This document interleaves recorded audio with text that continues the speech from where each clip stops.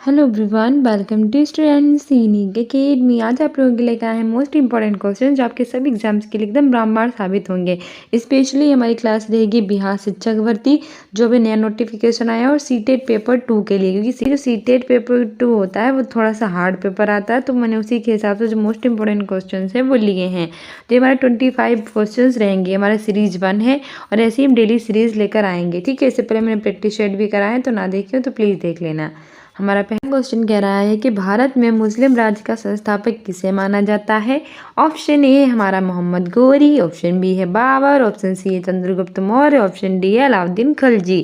हमारा आंसर हो जाएगा ऑप्शन है मोहम्मद गोरी। जो भारत में मुस्लिम राज्य का संस्थापक है मोहम्मद गोरी को माना जाता है। ठीक है, और इनके बाद मोहम्मद गोरी के बाद जो थे वो कुतुबुद्दीन ऐबक थे, उसके बाद इल्तुतमिश थे, फिर हमारे रजिया सुल्तान थी, फिर बलवन थे। ये सारे लोग आए थे, तो ये सारी चीज़ें याद रखना। बाबर की बात करें तो भारत में मुगल वंश का संस्थापक बाबर को माना जाता है। बाद में बाबर के बेटे थे हुमायूं, और हुमायूं के बेटे थे अकबर। ठीक है, चंद्रगुप्त मौर्य को भारत में मौर्य वंश का संस्थापक माना जाता है, और चाणक्य इनके जो थे वो सेनापति थे या प्रधानमंत्री थे। ठीक है, और उसके बाद चंद्रगुप्त मौर्य के बाद आए थे बिंदुसार, और उनके बाद आए थे अशोक। उसके बाद खिलजी थे, वे खिलजी वंश के थे। वैसे खिलजी वंश के संस्थापक थे जलालुद्दीन खिलजी, और उनके दामाद थे अलाउद्दीन खिलजी, जिन्होंने उनकी हत्या कर दी थी, तो उन्होंने दक्षिण भारत को जीत लिया था। ये सारी चीज़ें याद रखना, एग्जाम्स के लिए इंपॉर्टेंट है। भारत में मुस्लिम वंश के संस्थापक थे मोहम्मद गोरी, बाबर थे मुगल वंश के संस्थापक, चंद्रगुप्त मौर्य थे, अलाउद्दीन थे खिलजी वंश के। दूसरा क्वेश्चन कह रहा है कि हाल ही में उत्तर प्रदेश के किस शहर में पहली बार ट्रांसजेंडर प्राइड वॉक का आयोजन किया गया है। ऑप्शन ए है लखनऊ, ऑप्शन बी है मथुरा, ऑप्शन सी है प्रयागराज, ऑप्शन डी है मेरठ। से आंसर हो जाएगा ऑप्शन ए लखनऊ। हाल ही में उत्तर प्रदेश के लखनऊ शहर में पहली बार ट्रांसजेंडर प्राइड वॉक का आयोजन किया गया। ठीक है, मोस्ट इंपॉर्टेंट है। लखनऊ जो है उत्तर प्रदेश की कैपिटल है। यहाँ के chief minister Yogi Adityanath, governor है आनंदीबेन पटेल। यहाँ टोटल 75 जिले हैं। यहाँ लोकसभा की 80 और राज्यसभा की 31 सीटें हैं। और उत्तर प्रदेश के जो बरेली जिला है उसको स्मार्ट कक्षाएं प्रदान करने वाला उत्तर प्रदेश का पहला जिला बन गया है। ठीक है, प्रयागराज गंगा यमुना सरस्वती का संगम स्थल है, और ये अमरूदों के लिए काफ़ी फेमस है। मेरठ में 1857 की क्रांति हुई थी। आगे बढ़ते हैं। आगे हमारा तीसरा क्वेश्चन कह रहा है कि एग्रीकल्चर पॉलिसी कब आई थी। ऑप्शन ए है जुलाई 2005, ऑप्शन बी है जुलाई 2007, ऑप्शन सी है जुलाई 2009, ऑप्शन डी है जुलाई 2012। से आंसर हो जाएगा हमारा ऑप्शन डी जुलाई 2005। जो एग्रीकल्चर पॉलिसी थी वो जुलाई 2005 में आई थी। ठीक है, और FAO यानी फूड एंड एग्रीकल्चर ऑर्गेनाइजेशन, इसकी स्थापना 1945 में हुई। इसके आगे हमारा चौथा क्वेश्चन कह रहा है कि हाल ही में सरकारी कंपनी IIT लिमिटेड ने किस नाम से ब्रांडेड लैपटॉप और माइक्रो PC लॉन्च किया है। ऑप्शन ए है स्मेश, ऑप्शन बी है परम सिद्धि, ऑप्शन सी है प्रत्यूष, ऑप्शन डी है एरावत। से आंसर हो जाएगा ऑप्शन ए स्मेश। हाल ही में सरकारी कंपनी IIT लिमिटेड ने स्मेश नाम से ब्रांडेड लैपटॉप और PC लॉन्च किया है। आगे बढ़ते हैं। आगे हमारा पांचवा क्वेश्चन कह रहा है कि निम्न में से किस शासक ने इक्तादारी प्रथा चलाई। Option A Qutubuddin Aibak, option B Alauddin Khilji, option C Razia Sultan, option D है इल्तुतमिश। से आंसर हमारा हो जाएगा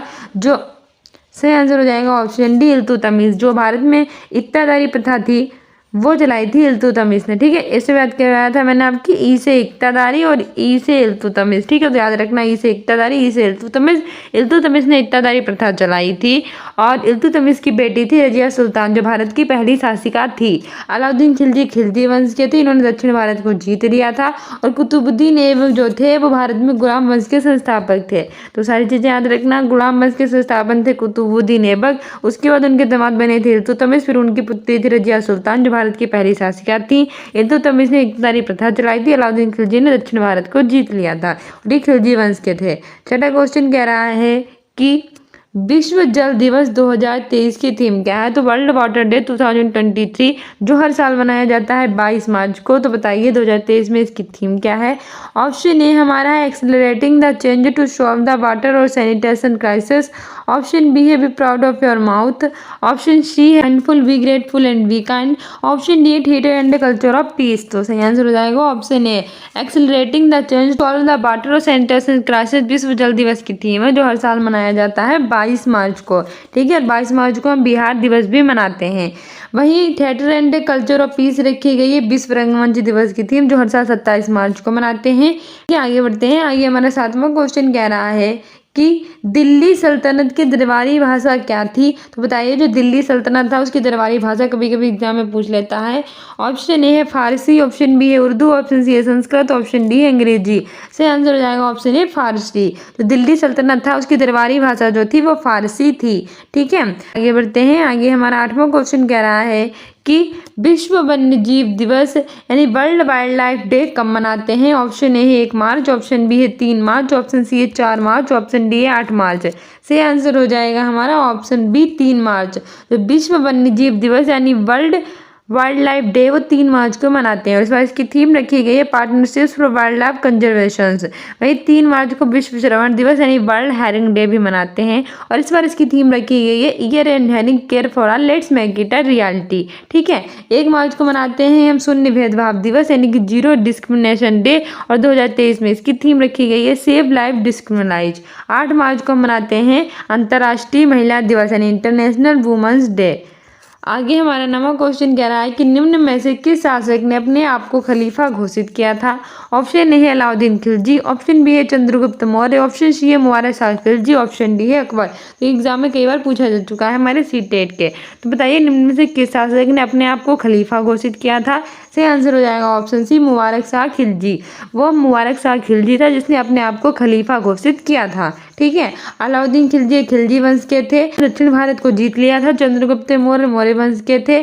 और अकबर जो थे ये हमारे कहाँ के थे? ये मुगल वंश के थे। ठीक है, 10वां क्वेश्चन कह रहा है कि हाल ही में न्यूजीलैंड के नए प्रधानमंत्री कौन चुने गए हैं? ऑप्शन ए है क्रिस्टोफर लक्सन, ऑप्शन बी है डेनियल नोबोआ, ऑप्शन सी है मोहम्मद मयूजू, ऑप्शन डी है हुन मनेट। सही आंसर हमारा हो जाएगा ऑप्शन ए क्रिस्टोफर लक्सन।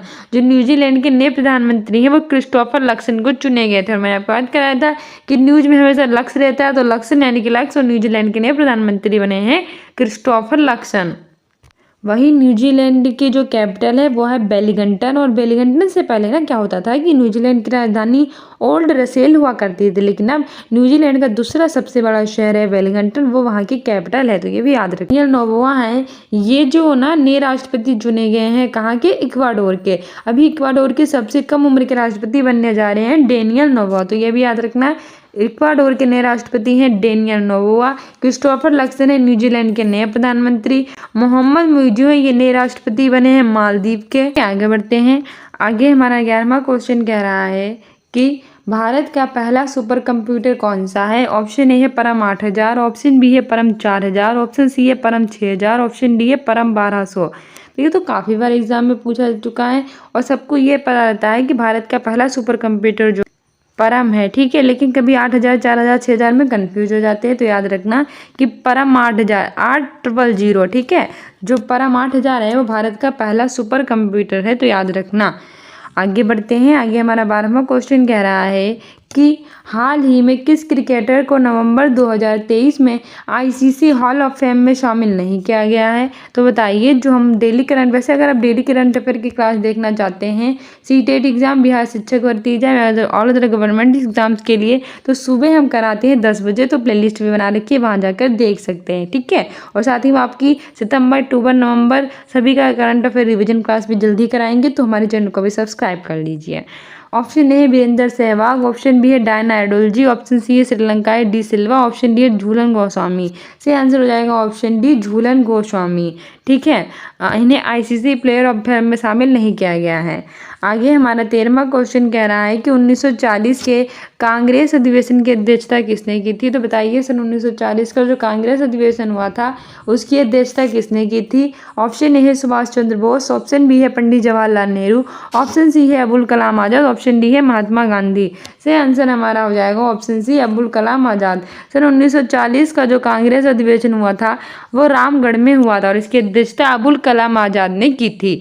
ठीक है, और सुभाष चंद्र बोस की बात करें तो उन्होंने भारतीय राष्ट्रीय कांग्रेस के 1938 के हरिपुरा अधिवेशन, 1939 के त्रिपुरी अधिवेशन की अध्यक्षता की थी। पंडित जवाहरलाल नेहरू ने भारतीय राष्ट्रीय कांग्रेस के 1929 के लाहौर अधिवेशन की अध्यक्षता की थी और महात्मा गांधी ने भारतीय राष्ट्रीय कांग्रेस के एकमात्र अधिवेशन की अध्यक्षता की थी जो 1924 में हुआ था, बेलग्राम अधिवेशन कर्नाटक में। ठीक है, और भारतीय राष्ट्रीय कांग्रेस की जो स्थापना थी वो 28 दिसंबर 1885 को हुई थी और इसकी स्थापना जो थी वो एओ ने की थी और लॉर्ड डफरिन के माइंड की उपज मानी जाती है। उसके पहले अध्यक्ष ब्रह्मेश चंद्र बनर्जी थे। ये सारी चीज़ें भी याद रखना। आगे हमारा 14वां क्वेश्चन कह रहा है कि हाल ही में सत्यजीत रे लाइफ टाइम फिल्म पुरस्कार से किसे सम्मानित किया गया है। ऑप्शन ए है माइकल डगलस, ऑप्शन बी है वाहिदा रहमान, ऑप्शन सी है अल्लू अर्जुन, ऑप्शन डी है नंदिनी गुप्ता। तो बताइए हाल ही में सत्यजीत रे लाइफ टाइम फिल्म पुरस्कार से किसे सम्मानित किया गया है। सही आंसर हो जाएगा ऑप्शन ए माइकल डगलस। ठीक है, वहीं 2023 का जो दादा साहब फाल्के अवार्ड है वो वाहिदा रहमान जी को मिला है। नंदिनी गुप्ता फेमिना मिस इंडिया 2023 चुनी गई हैं और अल्लू अर्जुन को क्या भी पुरस्कार किसमें प्राप्त हुआ था। इन्हें 2023 में 23 का जो राष्ट्रीय पुरस्कार है वो अल्लू अर्जुन जी को प्राप्त हुआ था। ठीक है, और पहले तेलुगु एक्टर बन गए थे। आगे हमारा 15वां क्वेश्चन कह रहा है कि भारतीय संविधान के किस संशोधन के दौरान 9वीं अनुसूची को जोड़ा गया था। ऑप्शन ए है पहला संविधान संशोधन 1951, दूसरा ऑप्शन बी है दूसरा संविधान संशोधन 1952, ऑप्शन सी है 21वां संविधान संशोधन 1967, ऑप्शन डी है 42वां संविधान संशोधन 1976। सही आंसर हो जाएगा ऑप्शन ए पहला संविधान संशोधन 1991। ऑप्शन पहले क्या था कि भारतीय संविधान में 8 अनुसूचियाँ थी, लेकिन में सबसे पहला संविधान संशोधन हुआ 1951 में और उसमें 9वीं अनुसूची जोड़ दी गई जो भूमि सुधार से संबंधित थी। ठीक है, वहीं जो 21वां संविधान संशोधन 1967 में हुआ था, इसमें हमारे भारतीय संविधान की जो भाषा थी 15वीं भाषा सिंधी जोड़ी गई। 42वां संविधान संशोधन 1976 को हुआ था। इसे भारत का मिनी कॉन्स्टिट्यूशन भी कहते हैं और इसमें धर्मनिरपेक्षता अखंडता शब्द जोड़े गए थे। ठीक है, और इसी द्वारा मूल कर्तव्य भी जोड़े गए थे। तो ये भी याद रखना, भारत में मूल कर्तव्य स्टार्टिंग में नहीं थे, 42वां संविधान 1976 के द्वारा जोड़ दिए गए। 16वां क्वेश्चन कह रहा है कि 8वां जस्कर उत्सव का उद्घाटन कहाँ हुआ है। ऑप्शन ए है जम्मू कश्मीर, ऑप्शन बी है लद्दाख, ऑप्शन सी है केरल, ऑप्शन डी है उत्तर प्रदेश। सही आंसर हो जाएगा ऑप्शन बी लद्दाख। जो 8वें नंबर का जास्कर उत्सव है वो लद्दाख में हुआ है। लद्दाख की कैपिटल है लेह, कि भारत का एक केंद्र शासित प्रदेश है। भारत का पहले एक राज्य था, लेकिन 31 अक्टूबर 2019 को इसे और जम्मू कश्मीर दोनों को भारत का एक केंद्र शासित प्रदेश बना दिया गया। वर्तमान में भारत में 28 राज्य और 8 केंद्र शासित प्रदेश हैं। जम्मू कश्मीर की कैपिटल है श्रीनगर, उपराज्यपाल है मनोज सिन्हा। रिसेंटली इसकी कश्मीरी कैसर बसोली पेंटिंग को जीआई टैग मिला है। केरल की कैपिटल है तिरुवनंतपुरम, चीफ मिनिस्टर है पिनराई विजयन, गवर्नर है आरिफ मोहम्मद खान। केरल ने गवर्नमेंट से कहा है कि केरल से नाम बदलकर केरलम कर दिया जाए। देखते होता है कि नहीं। उत्तर प्रदेश की कैपिटल है Lucknow, chief minister Yogi Adityanath, governor है आनंदीबेन पटेल। आगे बढ़ते हैं। आगे हमारा 17वां क्वेश्चन कह रहा है कि राष्ट्रीय विकास परिषद का अध्यक्ष कौन होता है। तो बताइए जो राष्ट्रीय विकास परिषद है उसका अध्यक्ष कौन होता है। ऑप्शन ए है राष्ट्रपति, ऑप्शन बी है प्रधानमंत्री, ऑप्शन सी है राज्यपाल, ऑप्शन डी है मुख्यमंत्री। सही आंसर हो जाएगा ऑप्शन बी प्रधानमंत्री। जो राष्ट्रीय विकास परिषद है उसका अध्यक्ष प्रधानमंत्री होता है। ठीक है, और एग्जाम में पूछा जा चुका है। वहीं भारत के राष्ट्रपति हैं श्रीमती द्रौपदी मुर्मू, प्रधानमंत्री हैं नरेंद्र मोदी। भारत के हर एक राज्य में एक राज्यपाल होता है और मुख्यमंत्री भी होता है। ठीक है, उत्तर प्रदेश की राज्यपाल है आनंदीबेन पटेल, मुख्यमंत्री योगी आदित्यनाथ। बिहार के राज्यपाल हैं राजेंद्र विश्वनाथ अरलेकर और मुख्यमंत्री हैं नीतीश कुमार। ठीक है, आगे हमारा 18वां क्वेश्चन कह रहा है कि प्रतिवर्ष विश्व बांस दिवस कब मनाया जाता है। तो बताइए प्रतिवर्ष बांस दिवस कब मनाते हैं। ऑप्शन ए है 16 सितंबर, ऑप्शन बी है 18 सितंबर, ऑप्शन सी है 1 अक्टूबर, ऑप्शन डी है 5 अक्टूबर। तो तुम डेली आपको करंट अफेयर्स में करा ही देते हैं, तो ये तो पता ही होगा आपको। 5 अक्टूबर को मनाते हैं विश्व शिक्षक दिवस, 5 सितंबर को राष्ट्रीय शिक्षक दिवस, तो ये होगा नहीं। सितंबर को मनाते हैं विश्व ओजोन दिवस और रेड पांडा दिवस, तो ये भी नहीं होगा। सही आंसर हो जाएगा ऑप्शन बी 18 सितंबर। 18 सितंबर को हम विश्व बांस दिवस यानी वर्ल्ड बम्बो डे मनाते हैं। ठीक है, आगे बढ़ते हैं। आगे हमारा 19वें नंबर का क्वेश्चन कह रहा है कि पुष्पों के अध्ययन को क्या कहते हैं। तो इस तरह से क्वेश्चन पूछ लेता है।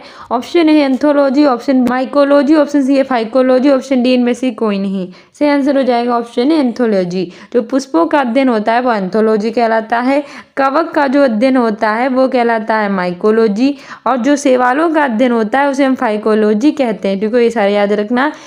पुष्पों के अध्ययन को एंथोलॉजी, कवक के अध्ययन को माइकोलॉजी और शैवाल के अध्ययन को फाइकोलॉजी कहते हैं। ठीक है, हमारा 20वां क्वेश्चन कह रहा है कि सितंबर 2023 के लिए ICC women's player of the month का अवार्ड किसने जीता है? ऑप्शन ए है स्मृति मंधाना, ऑप्शन बी है नंदिनी गुप्ता, ऑप्शन सी है चमारी अथापत्थु, ऑप्शन डी है कार्लोस सेस। आंसर हो जाएगा ऑप्शन सी चमारी अथापत्थु।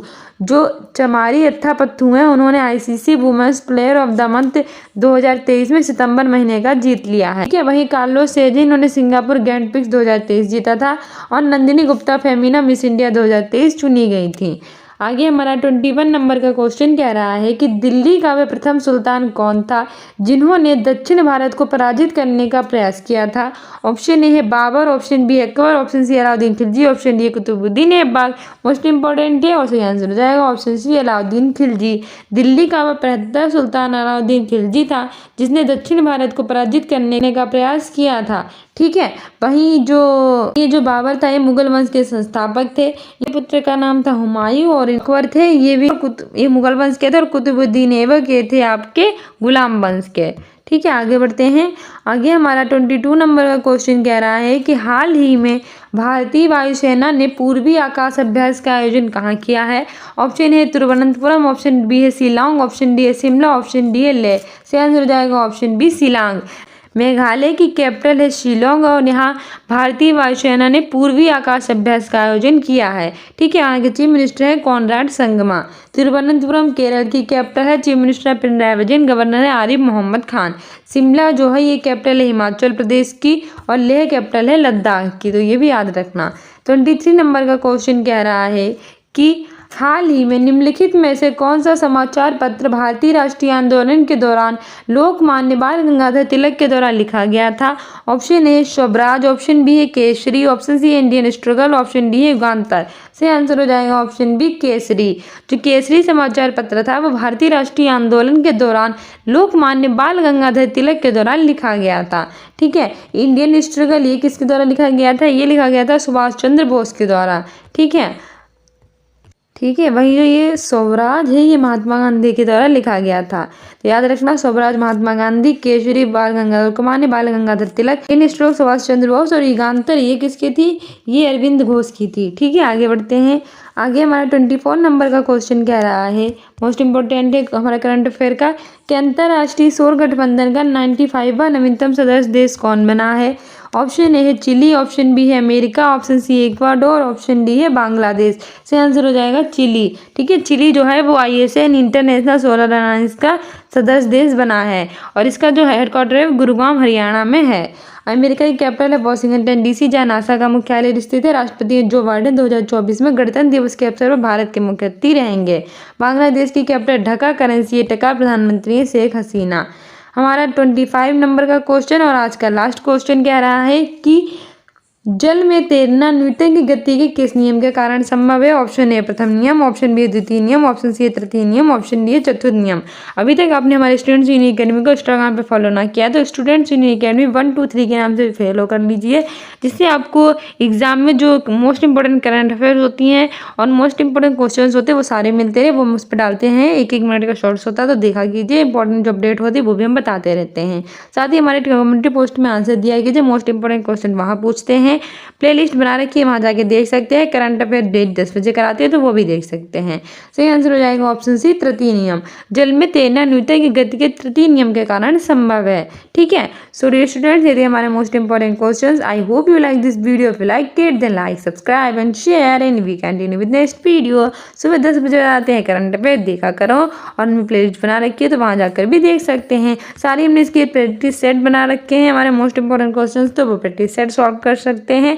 साथ ही हम आपके जो सीटेट एग्जाम पेपर 2 के लिए है वो हम क्लासेस और भी ज़्यादा अच्छे से करवाएंगे, तो आप हमारे चैनल को सब्सक्राइब कर लीजिए। प्रीवियस ईयर के सारे पेपर जितने भी अभी तक 17 बार शायद हो चुके हैं, 17-18 बार, तो सारे पेपर हम आपको सॉल्व करवा देंगे अपने इसी चैनल पे, तो अभी सब्सक्राइब कर लीजिए।